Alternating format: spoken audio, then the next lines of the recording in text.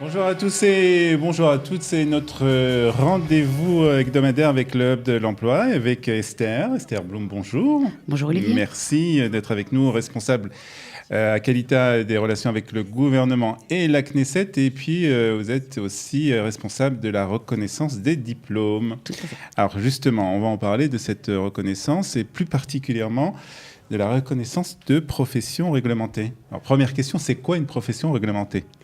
Alors, les professions réglementées, ce sont des professions dont l'exercice est régi par la loi. C'est-à-dire qu'on ne peut pas professer, en fait, comme on l'entend. Donc, il faut une reconnaissance. Il faut une reconnaissance. Il faut une reconnaissance. Donc, on peut citer des professions. C'est surtout les ingénieurs ? Non, il y a énormément de professions, mais entendu, il y en a à peu près 200... Dans les réglementés, oui, je crois qu'il y en a à peu près 250. 200, ouais. Aujourd'hui, on va se centrer sur les ingénieurs. Les ingénieurs. Donc, les ingénieurs qui arrivent en Israël. Donc, si je suis ingénieur en informatique, et en électricité, des choses comme ça. Je dois m'inscrire donc sur un registre, c'est ça ? Alors, la première étape ? Il y a deux étapes. La première étape, qui est la plus importante, c'est de s'inscrire au registre des ingénieurs en Israël. Voilà. Donc, en fait, il faut remplir un formulaire online. C'est en fait la partie qui est assez facile, légère, rapide aussi, relativement rapide. C'est quelques questions sur la profession, sur l'expérience, sur les études, c'est ça ? Le formulaire, d'abord, en lui-même, il est très neutre. Il demande juste à la personne, en fait, de se présenter et de télécharger principalement ses diplômes, ses relevés de notes. Relevé de notes, c'est plutôt le syllabus, en fait, voir exactement quel a été le contenu de la formation. C'est ce que vérifie le ministère du Travail, parce que c'est lui qui est dédié. C'est lui qui régit ça, c'est le ministère du Travail. Donc, on s'adresse on a le lien, on le dira tout à l'heure, sur le site du Hub de l'Emploi, mais c'est lui qui va, en fait, s'occuper de cette demande. Voilà. Dans le département, en fait, des ingénieurs et des architectes du ministère. Donc, ça, c'est la première étape, vous nous dites. Donc cette première étape, en fait, ils vont déposer un dossier virtuel, d'accord. Ce formulaire, en fait, il est assez basique. Il demande, en fait, de savoir qui est la personne. Et aussi de télécharger, donc, tous les diplômes et les expériences professionnelles. Donc, ça, c'est la première étape de ce parcours. On ne va pas dire le parcours du combattant, mais le parcours de l'ingénieur qui veut reconnaître sa profession en Israël. C'est tous les ingénieurs, hein ? Alors, cette première étape, elle est conseillée pour tous les ingénieurs. On peut en fait différencier deux sortes d'ingénieurs. Les ingénieurs de profession réglementée et les ingénieurs qui ne sont pas de profession réglementée. Alors, quels sont ces ingénieurs qui ne sont pas réglementés ? On peut donner des exemples ? On va plutôt déjà donner ceux qui sont réglementés, puisque c'est plus restreint. Et puis après, les autres, il y en a tellement que chacun pourra s'identifier. Voilà, donc les professions réglementées, c'est ingénieur en électricité, ingénieur en bâtiment et ingénieur en chimie. Ce sont les trois qui sont réglementés. Et donc, dans ces trois professions, l'inscription au registre est absolument obligatoire. La deuxième étape, les moins, mais elle restreint en fait la possibilité de travailler. Et l'inscription au registre pour toutes les autres professions, pour tous les autres ingénieurs dans le domaine informatique, dans le domaine électronique, chimie. Pas chimie. Chimie, c'est réglementé. Dans le domaine électronique, dans le domaine de l'environnement, par exemple, toutes les autres professions ne sont pas réglementées. Donc, on va juste ouvrir une petite parenthèse pour toutes ces professions qui ne sont pas réglementées. Donc, il faut quand même faire cette inscription sur le registre online. Alors, il faut faire l'inscription sur le registre online. Ensuite, au niveau, technique, on va être appelé à présenter l'original des diplômes au bureau de Jérusalem. C'est uniquement à Jérusalem.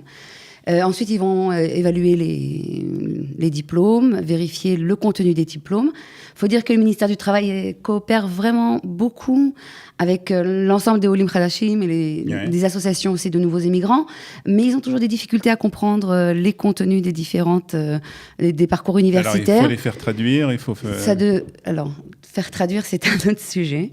Je pense on peut y arriver, mais parce que on peut revenir à la fin sur la question de la traduction, mais c'est juste au niveau de la compréhension déjà. Beaucoup d'ingénieurs, par exemple, ont fait Maths Sup, Maths P. Ensuite, ils ont intégré une école d'ingénieurs. Et donc, pas toujours le ministère du Travail ne connaît pas toujours en fait ces formules. Et donc là, pour l'importance en fait de s'inscrire, on a dit que les 3 professions réglementées étaient obligées de s'inscrire si elles voulaient travailler dans le domaine. En disant qu'on a un ingénieur en électronique, en informatique ou dans un autre domaine, et il nous pose la question, est-il nécessaire donc de s'inscrire à ce registre, puisque en fait moi je peux travailler dans le secteur public, pas public, privé justement, je peux travailler sans aucun problème. Ce qui est tout à fait vrai. Il a entièrement, le marché de passer par cette étape. Tout à fait. Le marché israélien est ouvert à lui. Cependant, dans certains domaines,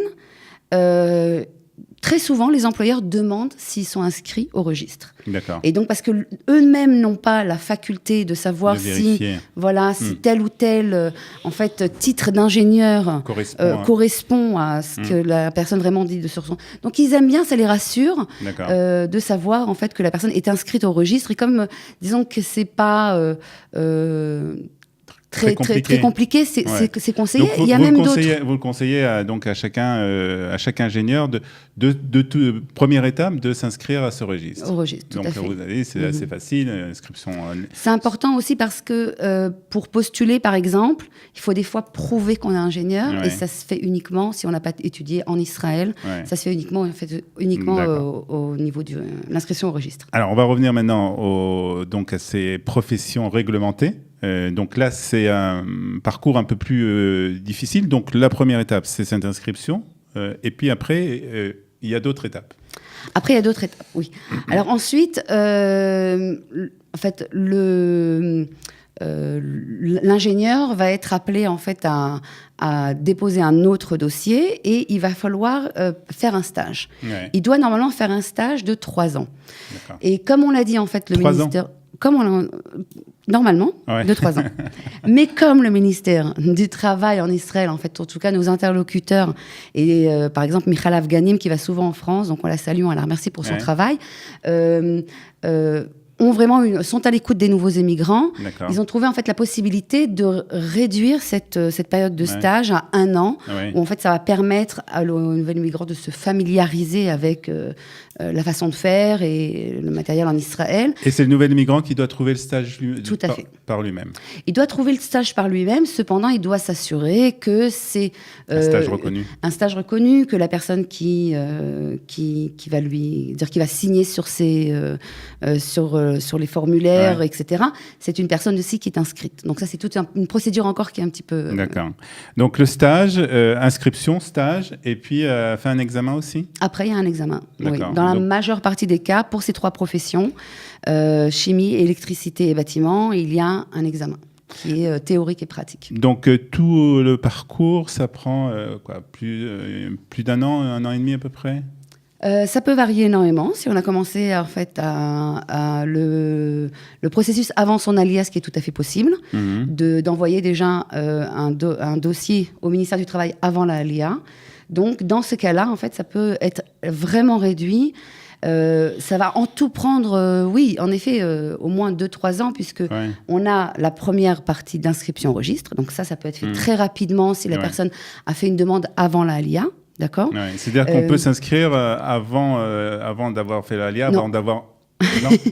On peut faire une demande d'inscription.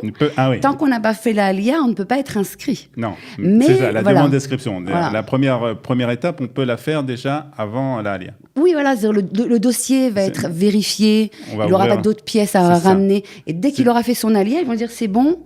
On peut commencer le stage. Non, c'est bon, on vous donne donc votre diplôme, puisqu'on a vérifié tout ce qu'on avait besoin de vérifier avant votre ALIA. Et donc après, on commence le stage. Après, on cherche un endroit pour faire le stage, tout à fait.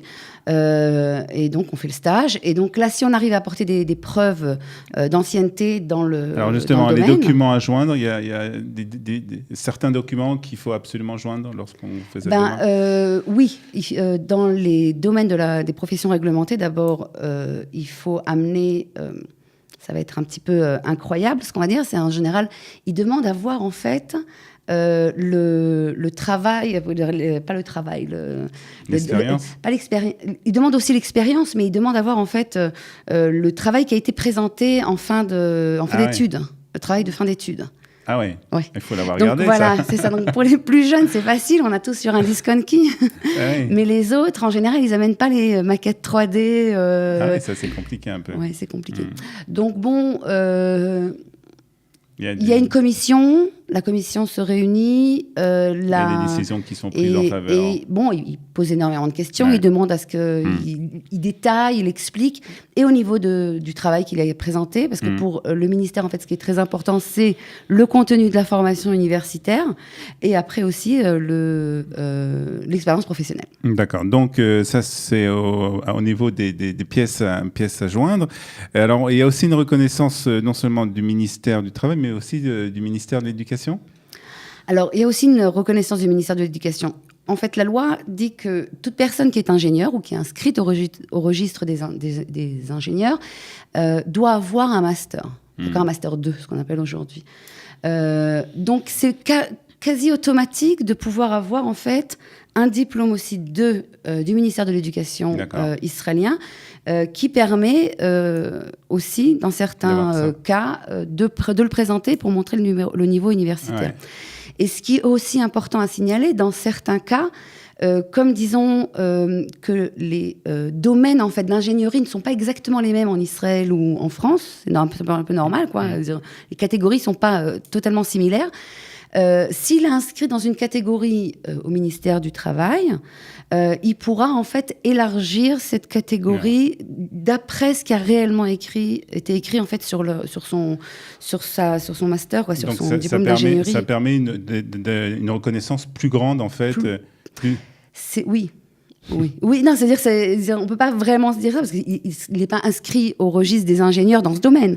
Mais quand en fait il va déposer sa candidature pour un poste, donc ils vont prendre ça en considération. D'accord. Bon, voilà. Donc c'est un peu complexe quand même, il faut dire. C'est une procédure qui est complexe. Toutes les professions réglementées sont des procédures qui sont... Mais qui est obligatoire, en fait, on va dire, si on veut exercer cette profession en Israël. Il y a encore des choses à dire, des choses à savoir sur ce sujet Bon, en général, dans la procédure, quelquefois, les Olim Khadashim, comme on l'a dit, le ministère ne connaît pas toujours très bien les études en France.